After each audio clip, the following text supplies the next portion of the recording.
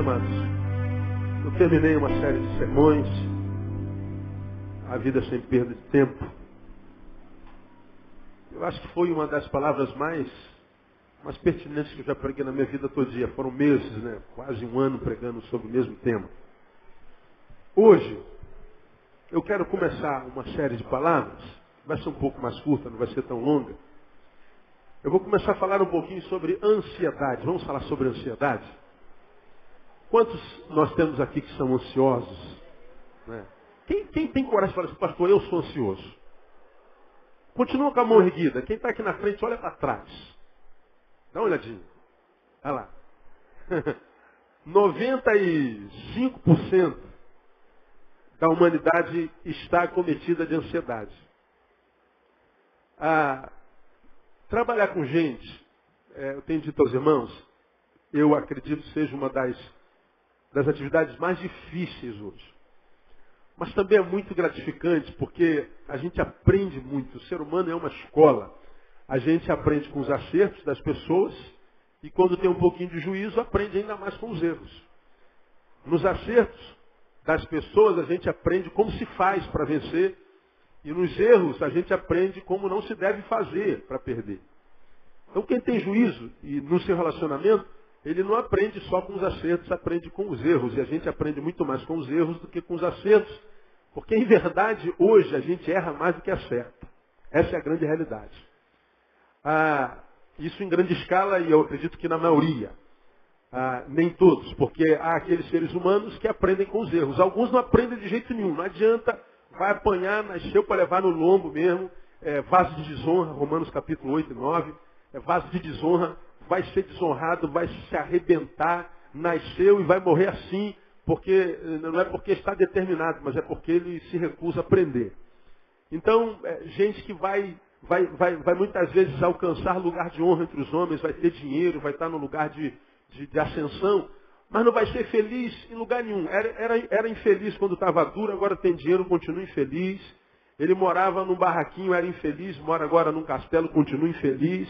Ele era magrinho, raquítico e feio, e era infeliz, agora ele é ereto, forte, musculoso, continua infeliz. Ele tinha um cabelo duro e achava que o cabelo duro, pinchainho, era uma infelicidade. Agora tem um cabelo lisinho na chapinha, mas continua infeliz. Não tem jeito, há pessoas que vão ser assim. E mesmo que a gente não concorde com isso, a gente aprende na prática. 20 anos se encontrando com gente todo dia. Muitas vezes a gente acaba aprendendo. Então, há pessoas, aqui na nossa igreja, a gente não pode citar nome antiético, mas tem gente que está aqui há 10 anos e sofre há 10 anos. E pela postura que ainda tem diante de sofrimento, a gente não precisa ser profeta, só vai sofrer mais 10 anos. Né? Vai continuar como está mais 10 anos, quando acabar mais 10 anos, vai mais 10 anos. Mas pastor, o que a gente faz? Não faz, ele tem que fazer. Tudo que os outros poderiam fazer já foi feito. Agora compete a ele fazer. Não adianta. Se ele não fizer, vai continuar sofrendo. E vai continuar culpando Deus, culpando o diabo, culpando o pastor, culpando o pai, culpando a mãe, culpando o mundo. Pois é, mas a culpa não muda a situação na qual ele está. Achar culpados não resolve o problema de ninguém.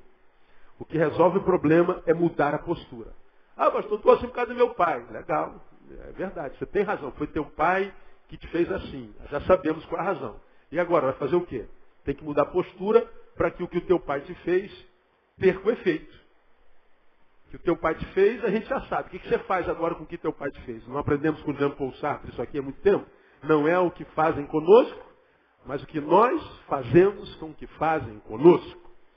Então, achar culpado, irmão, desculpa, não adianta nada. Vir a mim e falar assim, pastor, sou revoltado por causa do João. Não ajuda muito. Goste ou não goste, é a grande realidade. Nós temos uma vida para viver e temos que ser felizes hoje. O tempo de ser feliz é hoje, porque tudo que a gente tem na vida é hoje. Vou falar sobre isso nessa série de sermões. Então, hoje eu queria começar uma série de palavras sobre ansiedade. Já falei sobre ansiedade outras vezes e muitas outras vezes, mas acho que é um tema tão recorrente, tão atual, que eu acho que voltar nele um pouquinho faz bem e vocês vão ver que vai fazer bem. Então vamos começar lendo Mateus capítulo 6. Vamos a Mateus capítulo 6. Eu quero ler um trecho com vocês, onde Jesus ministra aos seus discípulos essa palavra. É uma palavra muito, muito conhecida. Mateus capítulo 6. Versículo 25. Por isso vos digo,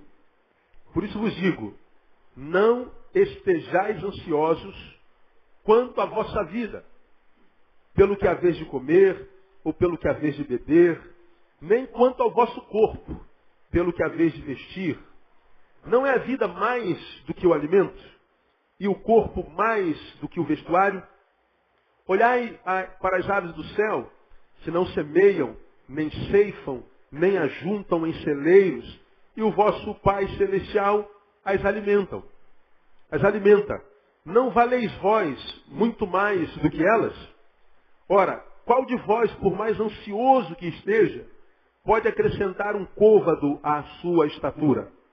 E pelo que haveis de vestir, por que andais ansiosos? Olhai para os lírios do campo, como crescem, não trabalham nem fiam.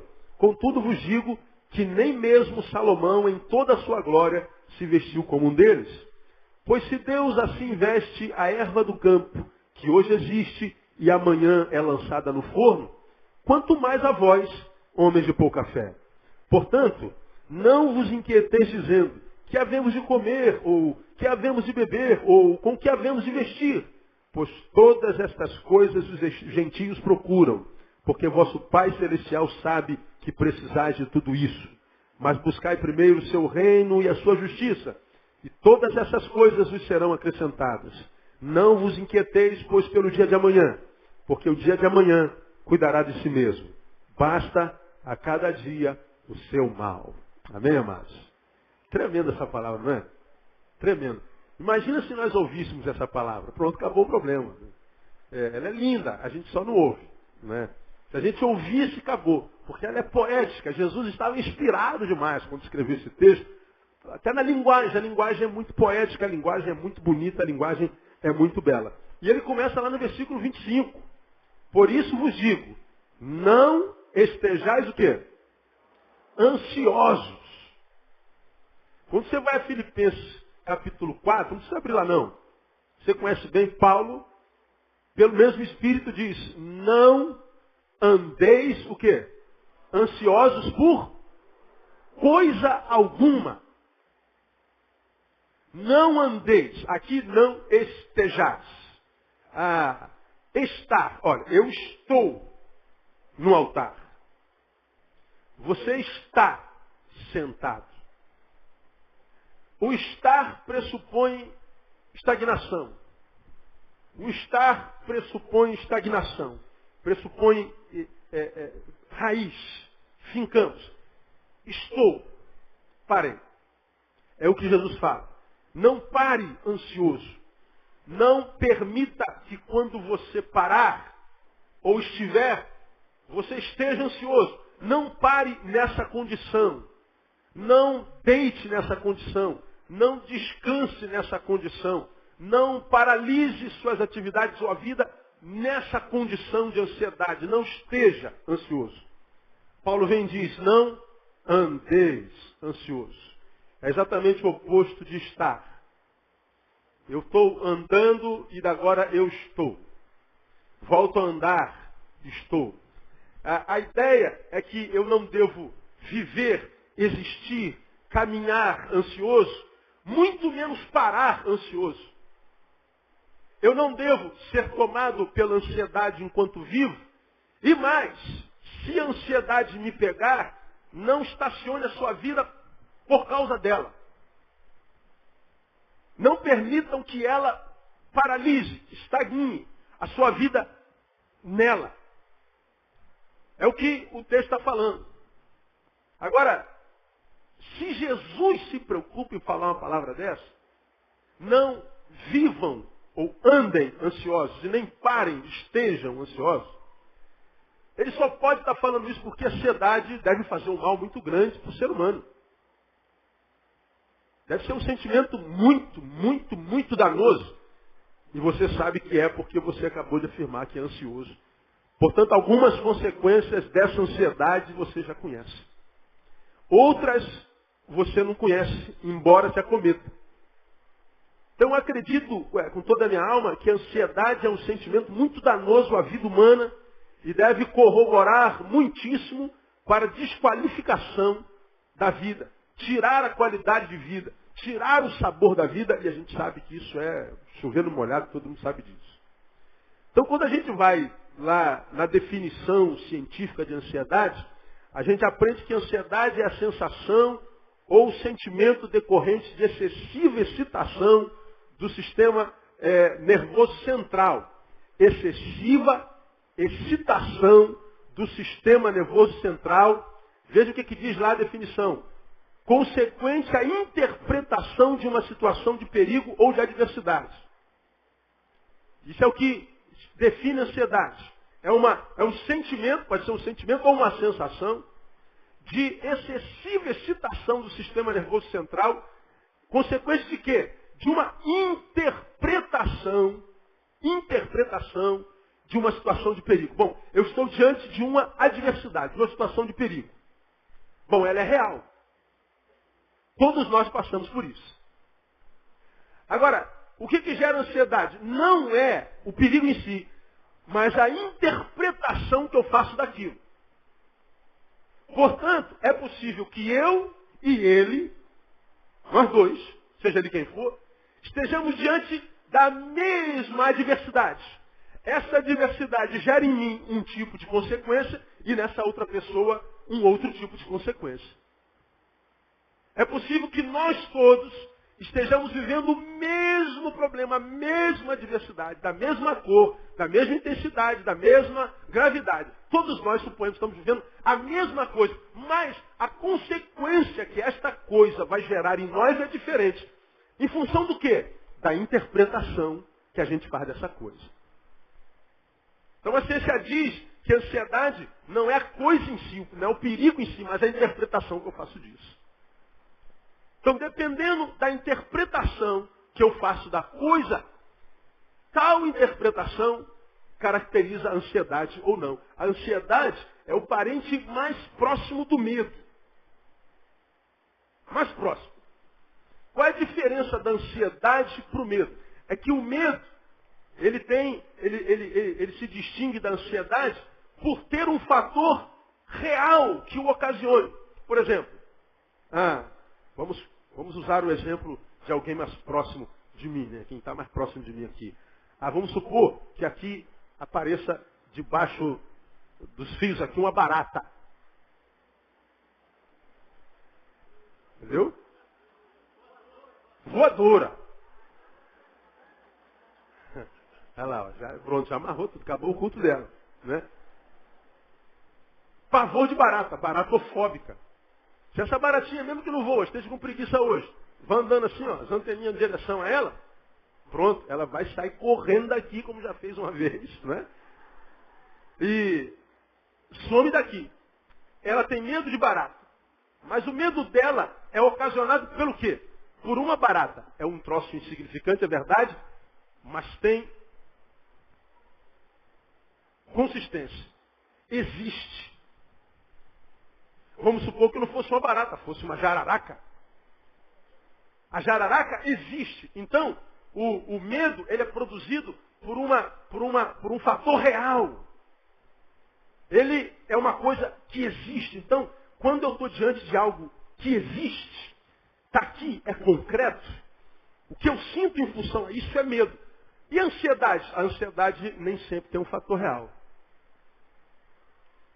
É de uma circunstância possível, de um medo iminente, mas ainda não real, que a gente antecipa por má interpretação e que a gente imagina, tem um monte de gente sendo demitida na fábrica. Aí a nossa cabeça começa, meu Deus, foi demitido o João, a Maria e o Roberto. Então a nossa cabeça começa, o próximo sou eu, pode ser eu, a gente antecipou, não fomos demitidos, pode ser que a gente não seja nunca, mas a gente já começa a viver o sintoma da demissão antes. E você ainda está empregado.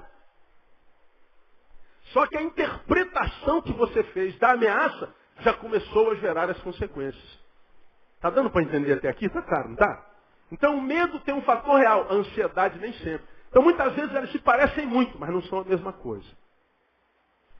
Quando Jesus vem e fala de forma contundente, não só Jesus, mas toda a palavra, contra a ansiedade, não está falando efetivamente contra o medo. Medo é outra coisa. E medo, até determinada instância do seu sentimento, é uma bênção. Você imagina se nós não tivéssemos medo de nada? Vamos imaginar a jararaca aqui, enroladinha, com a linguinha já assim, preparada para o bote. Eu não tenho medo, vou passar perto dela, ela me mata. Vou atravessar a rua, terminou o culto, o ônibus está todo lado. Eu não tenho medo de morrer, então entro na rua e o ônibus vai me pegar. O medo é uma bênção. O medo nos torna alerta. O medo faz a gente trancar a porta da casa. Imagina se a gente não trancasse a porta da casa, não tem medo de ladrão. Então deixa a tua casa aberta. Eu não tenho medo de ladrão, não tenho medo que roube meu carro. Deixa o teu carro lá com a porta aberta. O medo faz a gente ter alguns cuidados importantíssimos na vida. Agora, quando ele passa do limite, chega quase ao fóbico, aí ele é problema. Mas não vamos falar de medo hoje, o medo é pertinente. Mas a ansiedade não. A ansiedade, ela é esse sentimento, essa sensação proveniente, né, de uma superexcitação do sistema nervoso central que vem através da interpretação que a gente faz de uma ameaça ou de uma adversidade que esteja diante de nós. Portanto, quando Jesus fala assim, não andeis ansiosos, ele está falando o seguinte, olha, aprendam a interpretar bem as circunstâncias. Simples desse jeito. Trabalhe a sua capacidade de diagnóstico. Aprenda a não ser refém dos seus olhos. Aprenda a ver, mas entendendo que a visão é só percepção de algo, mas não seja movido pela percepção da visão. Pegue o que você vê e diagnostique. Não se renda aos seus olhos, porque os nossos olhos nos enganam. Nossos olhos nos enganam. Muitas vezes nós olhamos para uma coisa, estabelecemos um juízo e às vezes aquela coisa não tem nada a ver com aquilo. Nos enganamos facilmente. Então o que Jesus quando fala assim, ó, não estejais ou não andeis ansiosos, não permita que vocês percam a capacidade de usar o que eu dei a vocês e não dei a ninguém mais na criação. Cérebro. Não permita que o que está diante dos olhos de vocês, só porque está diante dos olhos de vocês, já comece a roubar a alegria de viver e tire de vocês a alegria de estar vivo. Aprendam a diagnosticar. Cuidado com as interpretações que vocês fazem do perigo, da adversidade. Cuidado com a relação que vocês têm com o futuro e com as coisas. Porque diz aqui, não estejais ansiosos por coisa alguma. Coisa. Geralmente o que nos traz ansiedade são coisas. Aí ele fala da vida e fala do corpo. Então a ansiedade é um sentimento muito danoso. No grego, aqui na língua original desse texto, a palavra é merinal. Ansiedade. Ansioso, merinat. Essa palavra, traduzida literalmente, etimologicamente, é preocupação indevida. Isso é ansiedade. Eu estou diante de uma adversidade, interpreto que é possível que aquela adversidade seja maior do que eu, que aquele perigo seja mais poderoso do que eu, vou perder para ele.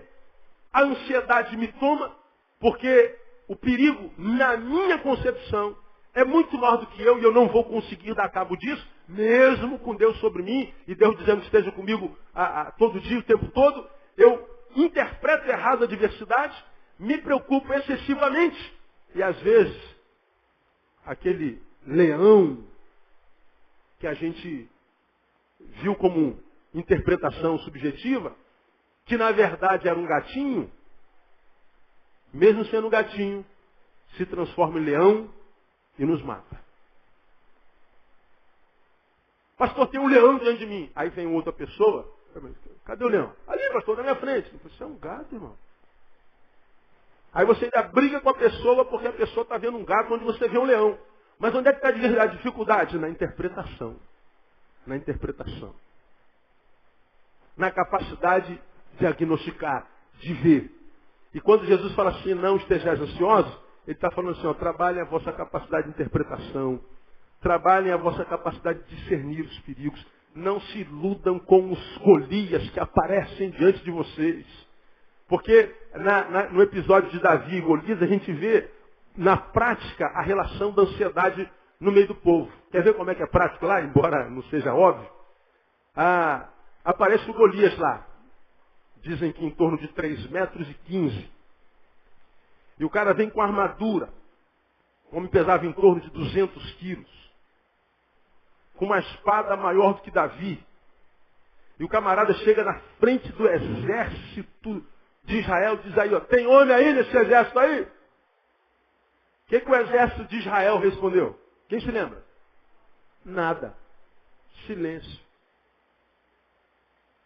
Qual o guerreiro que vem me encarar? Quem foi? Ninguém. Porque na interpretação dos soldados do exército de Israel, eles estavam diante de um perigo intransponível.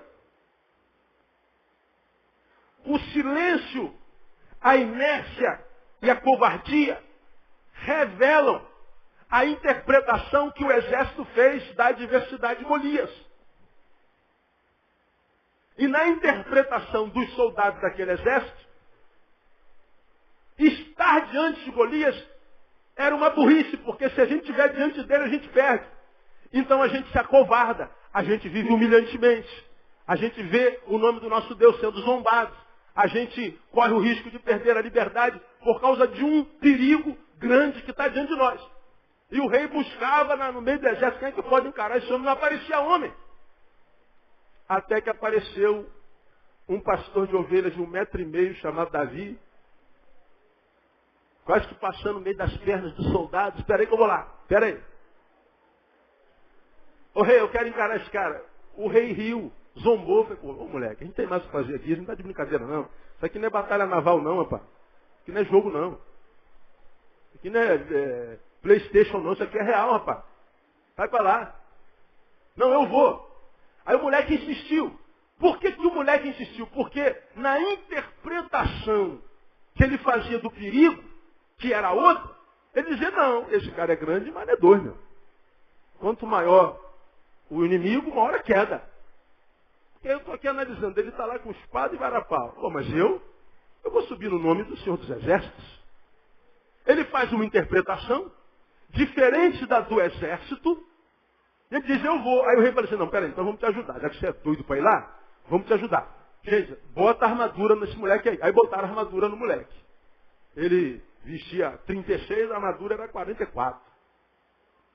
Aí bota aquilo no moleque.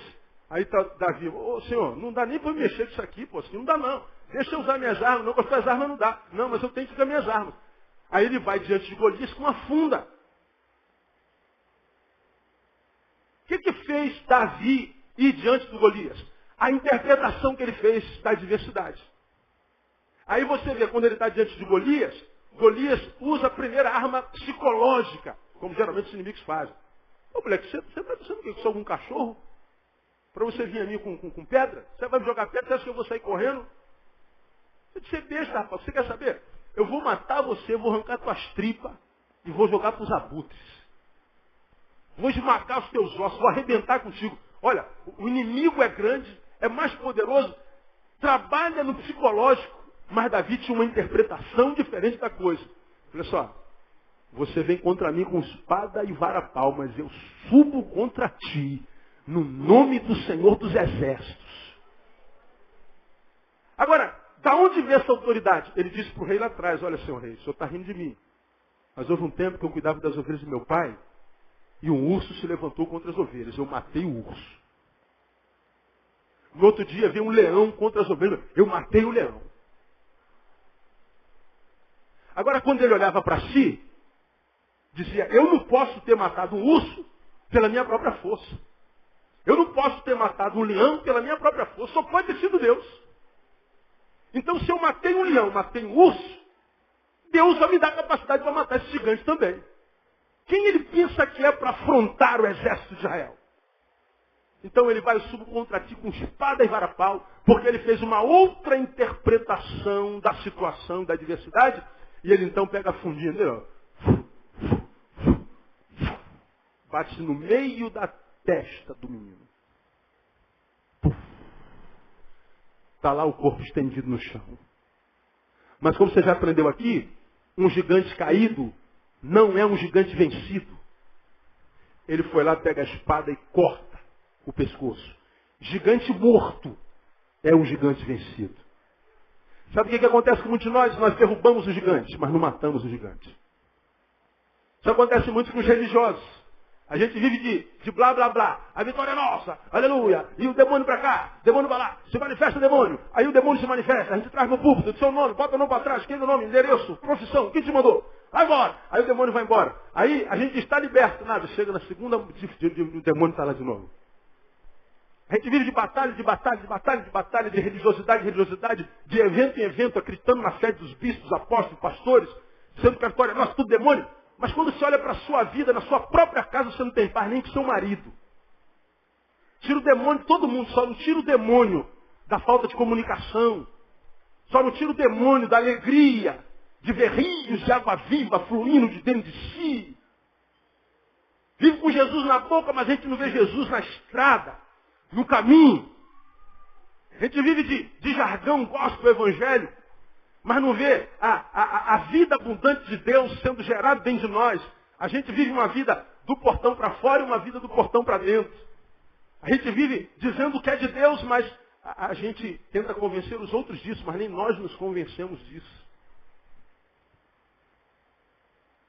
Muitas vezes, aonde acontece isso? Na interpretação que a gente faz da vida. Da vida. A ansiedade, ou outros sentimentos corrosivos vão nos tomando, vão nos pegando. E a nossa vida vai fugindo de nós, como eu falei na outra série de sermões, como que se nós fôssemos um pneu e um prego entrasse nele e ele está furado. Só que o problema está lá, que é o prego, e o próprio problema não deixa o pneu esvaziar totalmente. Porque o problema está lá, o pneu vai esvaziando devagarinho. A gente roda mais um dia inteiro, mais 2 dias. Não sabe que está furado, enche de novo. Dá para rodar mais uma semana. Mas o problema está lá. A gente vai vendo a nossa vida esvaziando, o ar vai saindo, sem a gente perceber. Daqui a pouco a gente é um pneu murcho e depois para consertar é um problema. E a gente diz assim, o meu problema foi o prego. Não, foi a forma como você se relacionou com o prego. Se você, quando percebeu que a vida estava começando a vazar, se você, quando percebesse que o pneu estava esvaziando, que a vida estava fugindo de você, parasse para ver se tivesse algum problema e tirasse logo o prego de uma vez e consertasse de uma vez, você ia ver que, de repente, a vida seria mais fácil. Porque eu não sei se você já viu, hoje em dia consertar um pneu é mais fácil que antigamente, né? Se o prego entrou, você vai no borracheiro, como é que acontece? Ele tira o prego, não tira nem o pneu. Já viram isso? Ele pega uma tripazinha lá de cola, sei lá, o negócio aquele. Ele bota no lugar do prego, tira e aquele bagulho tapa o buraco. Quem já viu assim, pneu assim? A maioria de nós. Não tira nem o pneu. Se a gente, quando percebe que a vida está fugindo de nós, a alegria de Deus está fugindo de nós, alguma coisa está escapando de mim, está escapando ao meu controle, e eu parasse de uma vez para consertar, eu continuaria um pneu rodando por muitos anos. E a vida inteira, porque nós somos renovados a cada manhã na misericórdia e na alegria do Senhor. Amém, amados? Agora, a gente vê a vida fugindo de nós e a gente não percebe. Você percebe que a alegria do Senhor vai fugindo, você está se materializando, se carnificando, virando um punhado de ossos, de carne, virando um incrédulo. É o incrédulo, mas não sai da igreja e não sabe por quê, né? Eu não creio, mas não sai da igreja. Pois é porque você crê, seu Zé Mané. Só não tem coragem de admitir isso e falar assim, eu não consigo ver essa obra estabelecida em mim. Então tem que mudar a postura. Senão fica nessa ideia do ateísmo idiota. Eu não creio, mas não saio do meio dos crentes. Ora, eu creio e não vivo no meio dos ateus. Agora, eu não creio e não saio do meio dos crentes. Por quê? Porque, como eu já falei, o ateu é um crente frustrado. Ele crê, não conseguiu a vida de Deus em si, e porque não conseguiu a vida de Deus em si, o problema não é ele, é Deus, que não existe. E todos vocês que dizem que tem obra de Deus em si, mentem e são enganados, ou seja, vocês todos são mais burros do que eles. Então o problema está fora, não dentro. Mas quando o prego entra no pneu, ele faz mal porque ele está dentro do pneu. O problema está sempre na interpretação. Interpretação. Então quando a Bíblia fala de ansiedade, veja, vai além de um mero sentimento, vai além de uma mera emoção. Ele está falando da nossa capacidade de interpretação. Porque é na interpretação, irmão, que tudo acontece. Que a gente se dá bem ou que a gente se dá mal. Não andeis ansiosos, não estejais ansiosos por coisa alguma. Introduzido isso, eu quero mostrar algumas realidades além da ansiedade para você. À luz desse texto. Bom, quando Jesus fala para os seus discípulos, não estejais ansiosos. Isso é o quê? Isso é uma sugestão? É o quê? Uma ordem. Vem Paulo e diz, não andeis ansiosos. Sugestão isso? Uma ordem. Neil, não ande ansioso. Ora, se é uma ordem de Deus que eu não ande ansioso, andar ansioso é andar em pecado. A ansiedade, portanto, é pecado. Pô, pastor, isso acaba de arrebentar com a gente, que a gente já está ferrado porque está ansioso. O senhor ainda fala que a gente está em pecado, e aí quebra a firma logo geral. Aí é só jogar pá de cal em cima da gente, não é verdade? Pega pá de cal aí, joga em cima da gente. Não, não é por causa disso que eu estou falando, não quero jogar pá de cal. Irmão, se eu não posso ressuscitar alguém, enterrar eu não vou jamais. E se alguém é enterrado pela palavra que eu prego, não é porque é da palavra que eu prego, é por causa do que você ouve. O problema é ser ouvido. Porque a palavra tem gerado vida no mundo inteiro, você não tem a menor noção de onde essa palavra está indo. Então o problema está no seu ouvido, não é na minha palavra. A palavra é de vida. Então, quando eu falo que a ansiedade é pecado, o que eu quero dizer é o seguinte, a Bíblia diz, não estejais ansiosos. E a Bíblia diz, por coisa alguma. Portanto, geralmente nossa ansiedade é com relação a coisas. Não estejais ansiosos quanto à vossa vida, pelo que haver de comer, pelo que haver de vestir, quanto ao vosso corpo, e nada, por coisa alguma. Por coisa alguma. Por que ele está falando por coisa alguma? Porque a maioria das nossas adversidades tem a ver com coisa. Será que eu vou ser demitido? Será que eu vou passar no concurso? Será que meu casamento vai dar certo? Será que não sei o quê? Será que não sei o que lá? Tudo com relação à nossa vida terrena. Você não vê ninguém quase ansioso com medo de ir para o inferno. Será que a vida que eu estou vivendo vai me levar para o inferno? E às vezes vai. Às vezes está levando uma vida que vai para o inferno mesmo. Mas a gente não diz, será que eu vou para o inferno? Meu Deus do céu. Não, ninguém está preocupado com... Ninguém entra em ansiedade por causa de coisas espirituais. Nossa ansiedade é sempre por causa de coisas. Aí vem Jesus e diz assim, ó, não vivam assim. Porque viver assim é viver uma vida muito sem qualidade. Então se ele diz que a ansiedade é pecado, eu mostro para você que é pecado por algumas razões. Primeiro, porque é desobediência. Se ele diz que eu não devo andar ansioso é andar em desobediência. Quem anda em desobediência não pode alegrar o coração do Pai. Deixando bem claro que a ansiedade é diferente de preocupação. A preocupação tem seu cabimento. Ora, ontem acabou a reunião das mulheres, anteontem, né? 11 e pouca, e a André saiu daqui 11 e pouca, a gente chegou em casa 11 e tanta, quase meia-noite, e a Giovanni ligou para a Andréia. Andréia, a Marquinhos está aí na igreja? Não, a Marquinhos há um tempo. É só que a Marquinhos não tinha chegado. Onde você estava, Marquinhos? Né? Pois é. E o Giovanni, a esposa não chegou, quase meia-noite, preocupação.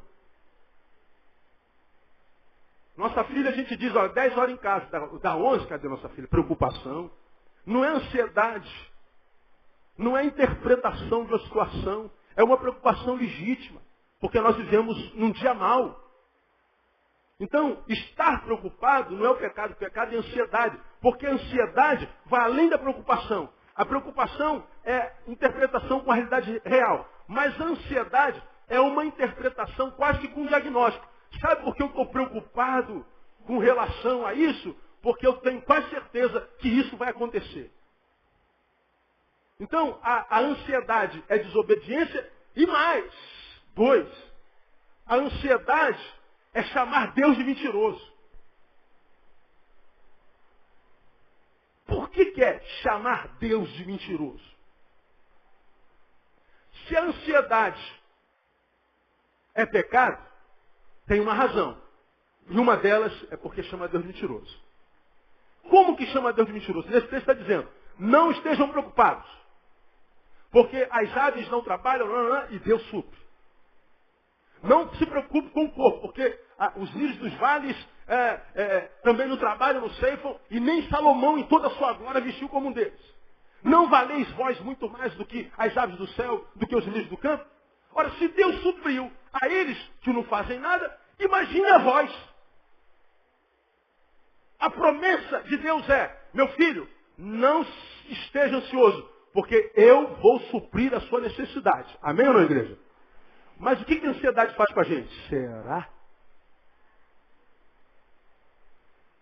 O que é a ansiedade se não será? Vai dar certo?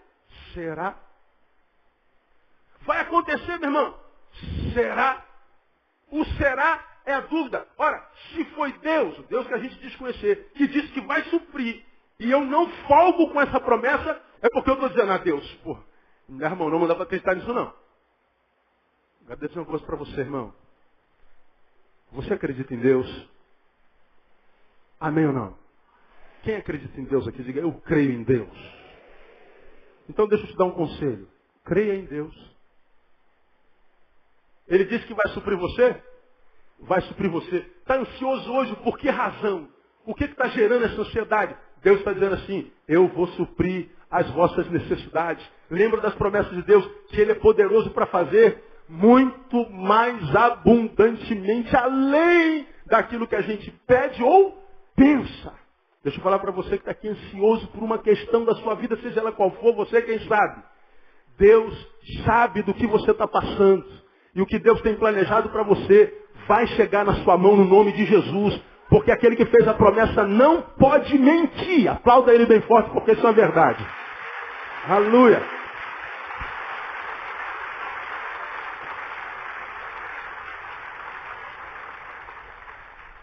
A ansiedade é quase que chamar Deus de mentiroso. Porque ele diz que vai suprir. A ansiedade diz, será? Vai suprir, irmão. É uma música que o Trazendo na Arca canta, que eu não sei qual é, que ele diz, vai se cumprir, vai se cumprir. Eu não sei qual é, mas canta. Eu gosto desse texto da música. É o finalzinho de uma música. Qual é a música, hein? É uma ministração depois de uma música. Qual a música? Isso aqui é o problema, né? Pois é. Hein? Deus de promessas. Deus de aliança, Deus de promessa. Deus que não é homem para mentir. Tudo pode passar, tudo pode mudar. Mas a palavra vai se cumprir. A gente canta isso a vida inteira, né, cara? Mas na hora de colocar isso em prática, vai, meu Deus, será? O maldito será do inferno. O maldito será humano.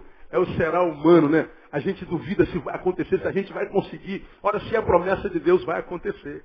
Então, ansiedade é pecado porque é desobediência, porque chama Deus de mentiroso. E por último, para a gente encerrar essa primeira parte da nossa série de sermões, é porque a ansiedade rouba o hoje do nosso calendário. Isso aqui que é o pior de tudo. Chamar Deus de mentiroso não faz Deus mentiroso. E o que a gente pensa de Deus não muda o que Deus é. Ah, Deus não existe. Ele não deixa de existir porque você diz que ele não existe. Ah, Deus é mau. Ele não se transforma em mau porque você diz que ele é mau. Ah, Deus é mentiroso. Ele não se transforma em mentiroso porque você diz que ele é mentiroso. Ele se transformou em você. É o teu Deus que é. Aquele lá não. Deus não é resultado da nossa projeção. Ele é. Então chamá-lo de mentiroso não é um problema maior. Né? Desobediência também não afeta Deus em nada, afeta a gente. Eu nunca vi um pai abençoar um filho desobediente. Dá o básico, mas nunca premia. Né? E como a gente só precisa de arroz e feijão e água para viver, e um pedacinho de pano, Se a gente tiver isso, a gente vive a vida inteira. Agora, a gente, como gosta de qualidade, a gente gosta de ter um sapatinho novo, uma televisãozinha, né? A gente gosta de usar um anelzinho, a gente gosta de comer uma pizzazinha de vez em quando, né? Ter um cabelinho bonitinho, usar um perfumezinho. A gente não precisa de nada disso. Nada. Isso tudo é presente da vida pra gente. A gente só precisa de um pedaço de pano para botar em cima, quando precisa. Gandhi vivia só com uma toalha que ele cingia, na verdade. Ele vivia bem. E a gente não precisa de muito para ser feliz, precisa de pouco. O que a gente faz a gente sofrer não é o que a gente precisa, é o que a gente não vê sobrando. A gente quer que sobre. Porque faltar não falta nunca. Né? Agora, essa sobra, esse adendo, esse tempero na vida, é que muitas vezes nós não temos porque o pai não premia com mais a um filho desobediente. Então, mas não muda Deus a nossa desobediência. Agora, quando eu arranco do nosso calendário hoje, pronto, aí acabou, irmão. Aí é empurrar com a barriga, é viver com a sorte, é se entregar à teologia do Zeca Pagodinho. Deixa a vida me levar. Vida leva eu. E se você deixar a vida te levar, a vida vai te levar para um lugar que não tem vida. Porque a vida não contempla quem vive pela sorte, não. Como é que rouba o hoje do nosso calendário? Ora, você está aí ansioso, está ansioso por alguma coisa que você queria que acontecesse hoje? Não. Você está preocupado com amanhã. Tem alguma coisa que você quer que aconteça amanhã, mas não tem certeza? Que está tirando a alegria do hoje. A ansiedade é a antecipação do futuro. Traz o amanhã para o hoje. Agora, por que a gente traz o amanhã para o hoje? É por causa do ontem. Ontem eu não me dei bem e eu trago o trauma do ontem para o hoje. Portanto, eu trago o ontem para hoje e trago, enquanto preocupação, enquanto culpa, enquanto medo, e trago o amanhã para hoje, enquanto preocupação e incredulidade. Aí eu contamino o meu hoje com ontem e com amanhã.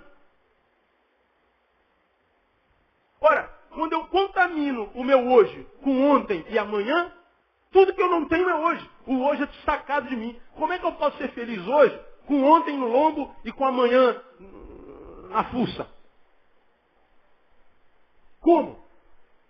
Se o hoje já está complicado. Aí vem Jesus e fala assim, ó, gente, basta. A cada dia o quê? Seu mal. Não trago o mal de ontem para hoje, nem trago o mal de amanhã para hoje. Ele está dizendo que todo dia carrega em si mal. Ele diz, basta cada dia o seu mal. O hoje já tem mal para a gente resolver. O hoje já tem diversidade para a gente resolver. O hoje já tem Golias para a gente encarar. Então não traga os de ontem para cá enquanto culpa, enquanto medo, e nem traga os de amanhã enquanto preocupação e ansiedade. Porque você vai sacar do teu hoje, do teu calendário hoje. E o hoje é tudo que a gente tem, mano. Aí você está aqui sentado ouvindo a palavra, né? Poxa, que palavra abençoada, que culto abençoado. Mas vira e mexe, vem os flashes da conta que você tem que pagar na sexta-feira e ainda não tem dinheiro. Você está aqui, aleluia, glória a Deus, daqui a pouco a tua mente é sequestrada. Pô, sexta-feira, né, cara? Caraca, sexta-feira, como é que eu vou fazer, meu Deus do céu? Aí se perguntar o que o pastor falou, a palavra disso, naquele segundo, você não pegou, perdeu hoje. Aí você está aqui, aí ontem o teu marido, você fez aniversário, cortou o cabelo bonito, aí chegou em casa com um sorriso de orelha a orelha, e esperando assim, meu marido vai ver que eu cortei o cabelo, é meu aniversário, e ele vai me dar um sorriso, amor, feliz aniversário, muitos anos de vida, como diz o nosso pastor, muita vida em cada ano, seu cabelo ficou lindo, aí dá aquele beijão de língua em você, aí você construiu essa imagem. Aí você chega, seu marido olha para você, que é isso, seu cabelo? Que isso, amor? Que é isso? Que cabelo horrível é esse? Você pintou o cabelo de vermelho? Você está doida? Então acabou. Acabou teu dia, você vai ficar ruim até o aniversário do ano que vem. E no ano que vem você não corta o cabelo.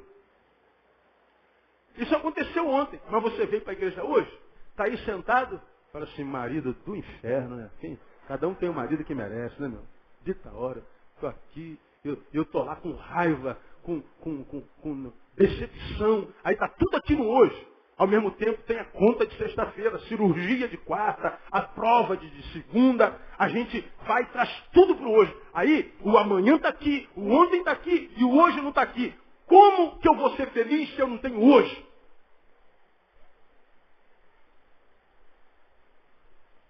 Como que alguém vai ser feliz ansioso?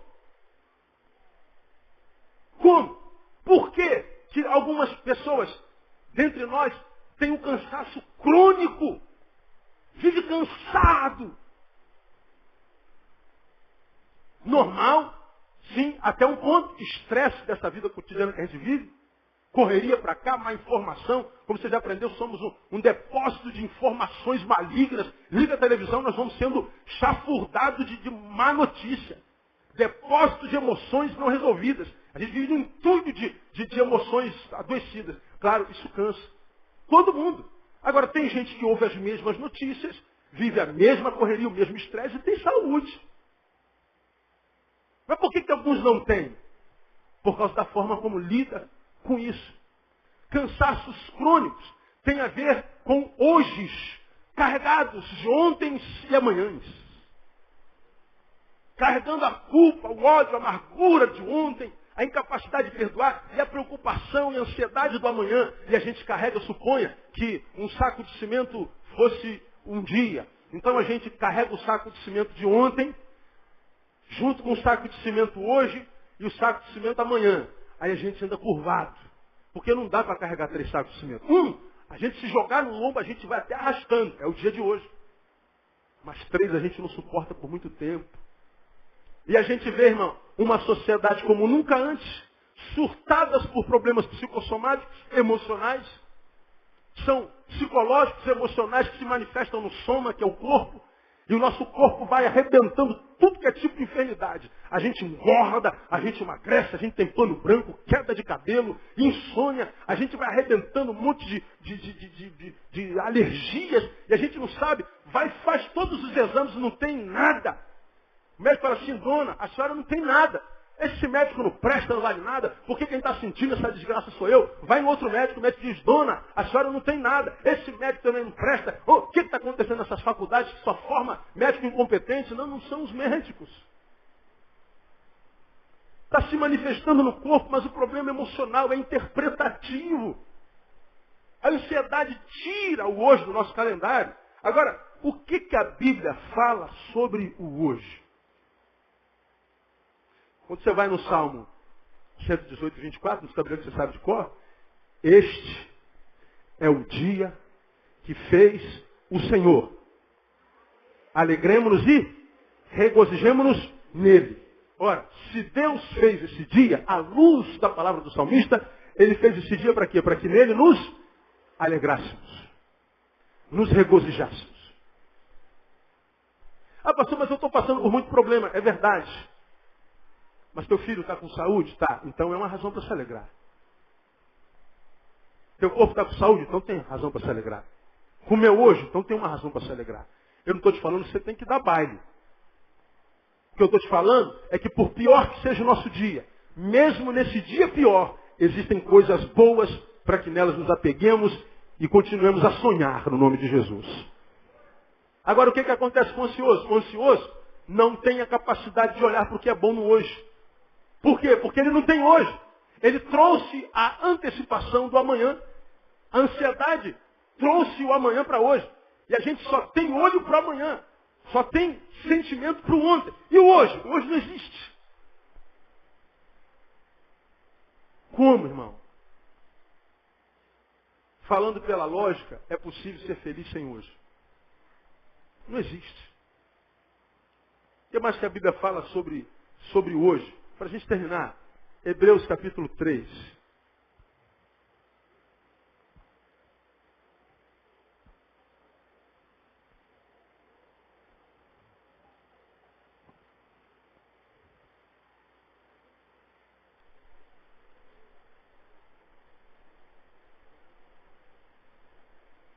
Versículo 12. Antes, exortai-vos uns aos outros, todos os dias, durante o tempo que se chama o quê? Hoje. Para que nenhum de vós se endureça pelo engano do pecado, porque nos temos tornado participantes de Cristo, se é que guardamos firme até o fim a nossa confiança inicial. Vou repetir. 3:13. Vamos ler o 12. Vede, irmãos, que nunca se ache em qualquer um de vós um perverso coração de incredulidade para se apartar do Deus vivo. Olha como é que o autor começa. Que nunca se ache em qualquer um de vós, o que leia para mim, um perverso coração de incredulidade. Para fazer o quê? Se apartar do Deus vivo. Então, quantos você conhece tem se apartado do Deus vivo? Ele diz assim, o problema é o Deus vivo, não é não. É que o coração teu se tornou perverso. Aí quando alguém que está com o coração perverso ouve isso, ele finge que não ouve. Ele finge que não está se importando. Ele finge que não tem nada a ver com ele. Ele tenta com seu intelecto pervertido desdizer o que a palavra diz.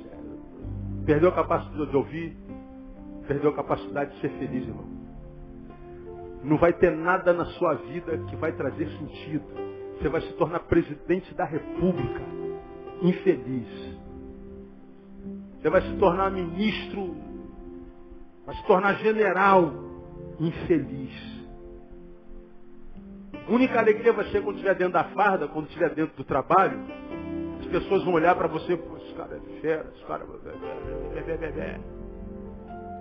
Vão idolatrar a tua imagem e você com a síndrome de Jeová vai receber aquela glória e aquela glória vai trazer uma cosquinha no teu coração. Naamã. Mas não tem jeito, vai ter que voltar para casa, não vai? Vai ter que tirar fardo, o que sobra é lepra. Lepra na alma. E a alegria que a gente tem do lado de fora, irmão, conta muito pouco. A alegria que os outros nos dão conta muito pouco, porque os outros não nos conhecem. A alegria que faz bem para a alma é aquela alegria que a gente tem com a gente. É aquela alegria que faz a gente se olhar no espelho e gostar de viver, não só em função do que faz, mas em função do que se tornou. Porque o que eu faço só causa admiração em vocês, mas nem sempre em mim. O que você faz causa admiração em mim, mas não em vocês. A alegria que faz a vida valer a pena não é alegria que vem por causa do elogio de outrem, mas por causa do elogio de Deus, aplauso do céu.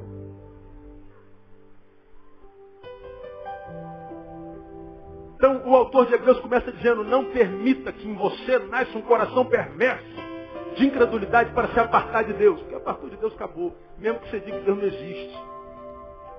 O problema é seu. Aí mais adiante, no mesmo versículo 13, ele diz, antes de se apartar e de ter um coração perverso, exortai-vos uns aos outros.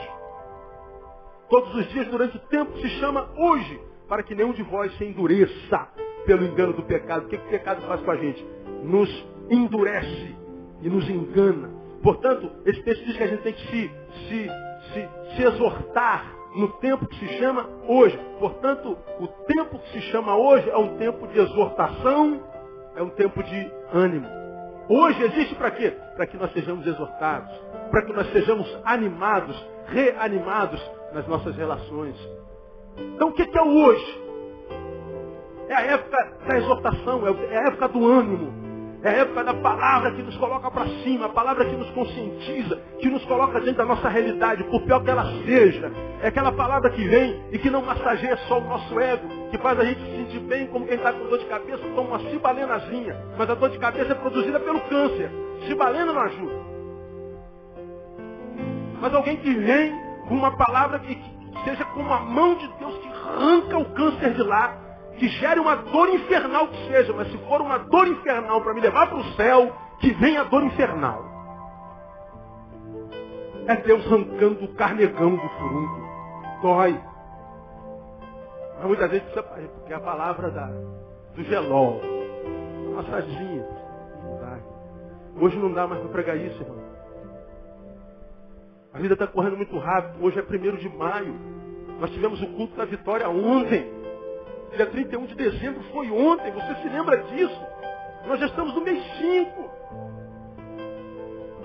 Vamos dormir hoje, vamos acordar amanhã, já estamos no mês 8.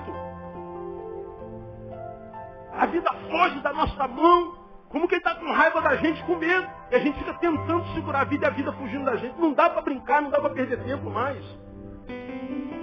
Então tudo que a gente tenha hoje, não dá para trazer o amanhã e o ontem e roubar o hoje do nosso calendário, porque daqui a pouco a gente está velho e não tem nada, não fez nada. Uma vida que não tem sentido porque não ouvimos. Então a ansiedade faz isso. A ansiedade é pecado, porque é desobediência, chama Deus de mentiroso e rouba o hoje do nosso calendário, meu irmão. Não estejais ansiosos. Não andeis ansiosos. Mas pastor, eu sou ansioso, cara, como é que eu faço isso? Pois é, nós vamos falar sobre isso também nessa série de palavras. Como é que a gente pode vencer a ansiedade? Como é que a gente pelo menos luta contra ela? Como é que a gente pode, mesmo que seja vencido por ela durante algum tempo, receber os de direita dela, os murros que jogam a gente no chão? Como é que a gente levanta de novo? Como é que a gente foge dos ataques dela? Não é? Como é que a gente faz isso? A Bíblia nos ensina, está tudo aqui. Está tudo aqui. Mas tudo isso que aqui está requer de nós esforço e disciplina. Não é só ouvir. Então, meu irmão, ansiedade. Quando chamamos a Deus de mentiroso. Esse é o tema dessa série de palavras que a gente vai fazer. Então, não estejam ansiosos. Não vivam ansiosos. Porque o Deus que você serve não mente. Ele te trouxe de lá até aqui com muitas dificuldades. Lembra, olhando para trás, quantas dores você passou, quanta gente você perdeu, quantas vezes você foi traído, quantas vezes você tem vontade de surtar, mas a despeito de tudo isso, você está aqui. Amém ou não? Como é que você chegou até aqui? Sabe por quê? Porque aquele que fez a promessa é fiel para cumpri-la no nome de Jesus. Então não se esqueça do seu passado. Você está aqui vivendo o vucu-vucu da vida, você está no liquidificador existencial. E meu Deus, onde é que vai parar isso? Calma. Deus tem controle sobre esse liquidificador. E aquele Deus que te trouxe de lá até aqui, vai te levar daqui até lá. Porque esse Deus não muda, Ele continua fiel. Então Ele não mente. Portanto, faça o teu papel. Trate de viver o teu hoje. Amanhã você tem um problema para resolver? Tem. Mas não se furte de ouvir a palavra hoje. De comer a melhor comida que você tem hoje. De agradecer a Deus pelo pão sobre a mesa que você vai comer hoje. De agradecer a Deus porque você vai acabar esse culto, vai para casa em cima das próprias pernas. Você tem pernas, você tem saúde. Você está do lado do seu marido, do seu filho. Você está vestido. Você dormiu essa noite. Amanhã você tem um emprego. Então hoje agradeça. Hoje celebre. Hoje viva. É isso. Porque senão não há como ser feliz. Mas há como ser feliz acreditando nessa palavra. Deus nos abençoe com ela. Até domingo que vem, de manhã, se Deus quiser. Logo mais eu estou aqui, estou falando sobre essa palavra, né? Temos a celebração da ceia. Quero contar com você aqui, vamos celebrar com muita alegria. Vamos ficar em pé. Eu queria que você desse um abraço nesse irmão. Dissesse para ele, irmão, vai se cumprir. Não seja ansioso.